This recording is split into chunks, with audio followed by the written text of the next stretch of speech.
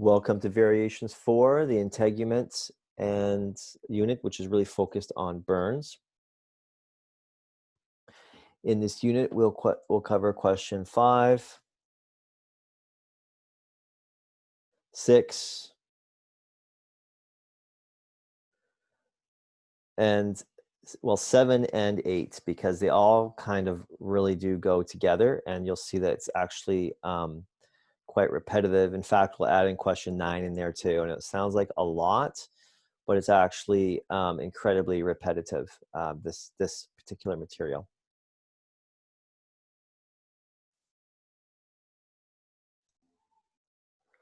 All right, so question 5 is asking us to look at figure 26.5 from the book to explain burn shock. We actually have this in your PowerPoint anyways, in case you have a different edition of the textbook. It is right here, what we want to look at. And if we just kind of take a look here, let's just maximize this as much as we can for the sake of the video. Okay, you get a burn. Okay, so what happens next with a burn? Of course, you get cellular tissue damage, you get inflammation. And what are the processes we know involved in inflammation, just in general? It's increased, one of the processes is increased vessel permeability. So with this increased vessel permeability, we know this side of the diagram really well, hopefully by now. You get fluid flowing into tissues, okay? You get edema. So in losing fluid to tissues, you could face a drop in blood volume. And in fact, we know that with widespread inflammation, one of the reasons why your patient's in risk for shock is because there's a drop in blood pressure. Okay, so I don't personally agree with this diagram, to be honest with you, here, that a decrease in blood volume increases peripheral resistance. I don't see that. To me, there shouldn't be an arrow here. It should just end right there. The decrease in blood volume in and of itself therefore decreases perfusion to tissues, which therefore leads to burn shock.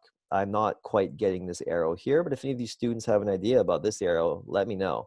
I think it's enough to end here at decreased blood volume and kind of say, you know, maybe decrease perfusion to tissues therefore, and that's burn shock. Okay, then the other side of the diagram, equally plausible in terms of causing problems here, is that this increased vascular permeability causes hematocrit to go up or down. Oh, it says it right here. Of course, hematocrit's going to go up because the red blood cells are left behind as the fluid flows into tissues.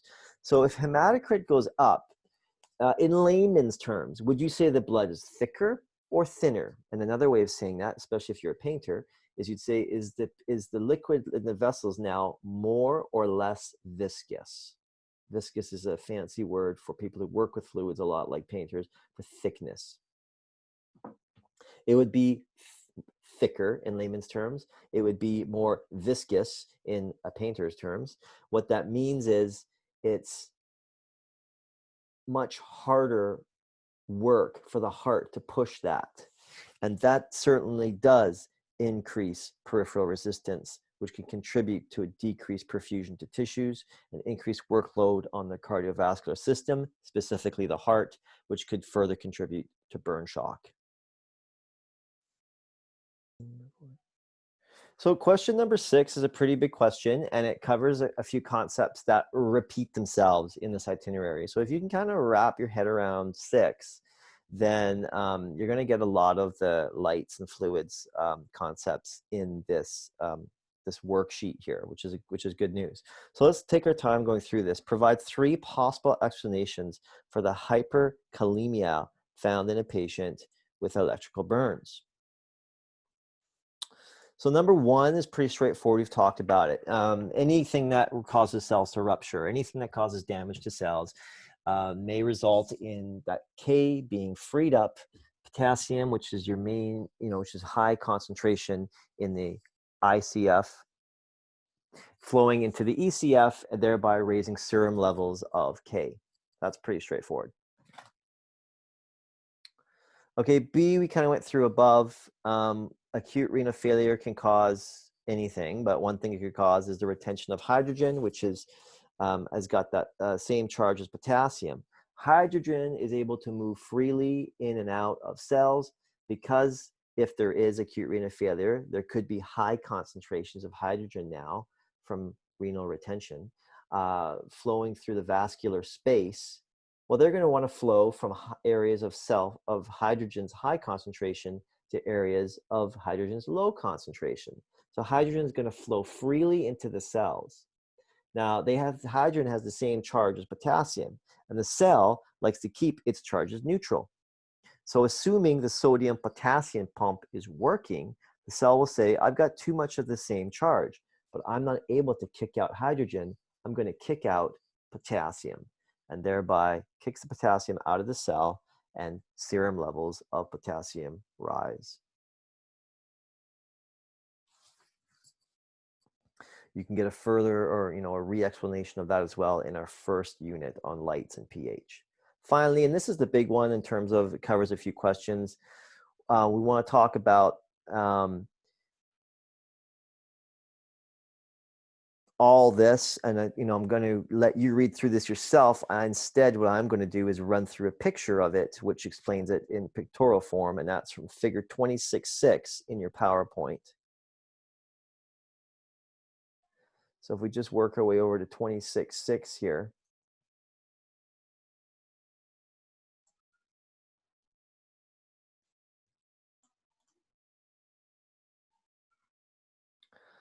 There we go.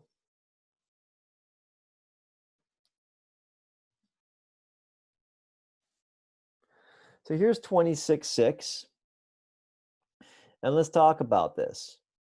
So the individuals had some serious injury, a major inflammatory process going on here. This could be from electrical burn.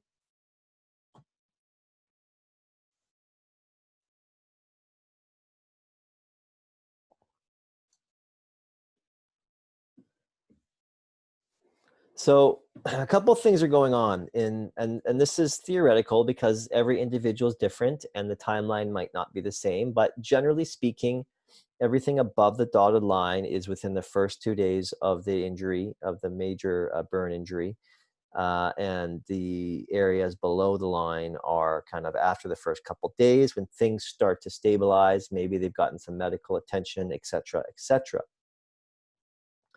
And again, this can probably happen. It has a few causes, but in this case, we're talking about electrical injury that's caused major damage. It's caused cell membranes to be compromised, the functioning of cells to be compromised. It's caused major inflammatory response among the capillaries.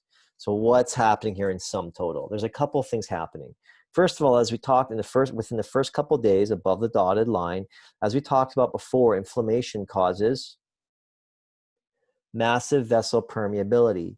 And it could be more than inflammation. It could also be actual damage to capillaries, causing them to leak their contents. I mean, one of two things: either the inflammation causing massive, permeable walls, or it could be actual damage causing things to leak out that we don't usually see moving out. So even with enough permeability, apparently we can see something we never move out, and that's albumin. So imagine if albumin started moving from areas of high concentration to areas of low concentration because of the permeability or damage to the capillary. You have albumin now moving out of the intravascular space into tissues. Well, water is going to want to follow albumin. So now you've got major oncotic pull in the tissues, pulling water out of the vessels. Sodium can freely leave as well. That's also going to pull water out. The sum total there is you've got a drop in blood pressure, you've got increased edema, you've got decreased oncotic pull, and on this side, increased oncotic pull. And with that oncotic pull, it's really hard to keep fluids in the space. Giving them a bolus of fluids, for example, right now might keep them alive for a bit, but in short time, it's going to just flow right out back into the tissues, especially within the first couple days. So it's really hard to manage. So that's what's going on that side. Now, the cell, what's possible is the other thing here is that the cell membrane could be compromised from the damage. I mean, either you can have cells being completely destroyed, lysed, or you could have cells that have no damage, or you can have cells like this one that's somewhere in between, where the sodium-potassium pump is not working anymore. The sodium-potassium pump cannot control where sodium and potassium go. So these guys start to flow from areas of high concentration to areas of low concentration. So for example, the sodium potassium pump breaks and the potassium says, well, there's tons of us in here in terms of concentration, less out here. We're going to flow out of here. Now we talked about that in the question above in terms of hyperkalemia. So we're flowing out of here. The sodium says, well, there's lots of us in here now. There's lots of us in the tissue, relatively less of us in concentration in the cell. Let's move into the cell. So sum total, potassium moves out and might even move into the bloodstream. But yeah, it absolutely could. It could flow into there too. Why not? Lower concentrations, it's flowing out. And sodium says, hey, party, let's go in here. There's less of us in here. We're free to flow in. So you have these electrolyte shifts. So you might notice obviously a drop in sodium levels. And you might notice a rise in potassium levels. Okay, now after we start giving medical care and assuming things start to stabilize, looking at after the first 2 days is below the dotted line, things start to improve. Permeability, assuming we're decreased inflammation, starting to treat the cause, helping the patient to heal. So permeability goes down as the inflammatory process slows down. So we don't get additional albumin moving into here. Unfortunately, we're not able to get albumin moving back into here. That's just not the way it goes. So, but at this point now, might be so this will have to get removed through the lymphatic system, but it can't flow back into here now. Sodium certainly can, and why would it do that? We could say that cell integrity has improved, or we've got cells now that have healthy potassium sodium pumps, and they do what they're supposed to do. They draw in all that excess potassium into the cell. They kick out the sodium out of the cell, trying to return things back to normal. Sodium starts to flow back into the bloodstream. That helps draw water back into the bloodstream. At this point, we could also give an albumin infusion to help increase oncotic pull to keep fluids in here. We're probably giving some IV fluids as well. And that's about it. If that was a bit of a mouthful for you, it's kind of all explained in here. And again, it's definitely in your textbook as well. Question 7 is a nice repeat of things we've talked about in Unit 1, lights and pH, and again, repetitive of things we've kind of already said in this unit as well. So 2 causes of metabolic acidosis in the patient with electrical burn. We talked about burn shock above. Shock, bottom line, shock means decreased perfusion to organs. When you get that, you get, as we talked about in Unit 1, anaerobic metabolism. Anaerobic metabolism causes a buildup of lactic acid, which is acidotic. How do we treat this? Well, first we have to treat the underlying cause, which is the inflammatory response. We need fluid resuscitation, IV boluses, and we might need some O2 therapy as well. You could add to that list, and they might need bicarb, for example, to try and buffer out the acidity. How else can we get acidosis? We talked about it above, and that's the acute renal failure causing hydrogen to build up. You can treat that by flushing the kidneys with IV therapy. Again, you can give the sodium bicarb to buffer the acidity. Of course, if the kidneys don't respond to the fluid bolus, I mean, you might be talking about dialysis, emergency dialysis. We have question 8.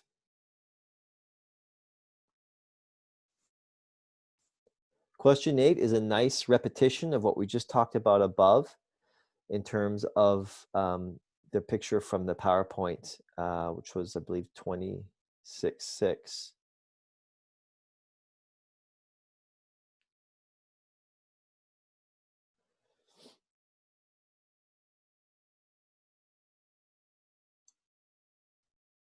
Sorry, 26.5. So question number 8 is really highly repetitive of what we talked about in terms of figure or diagram 26.5 in the PowerPoint.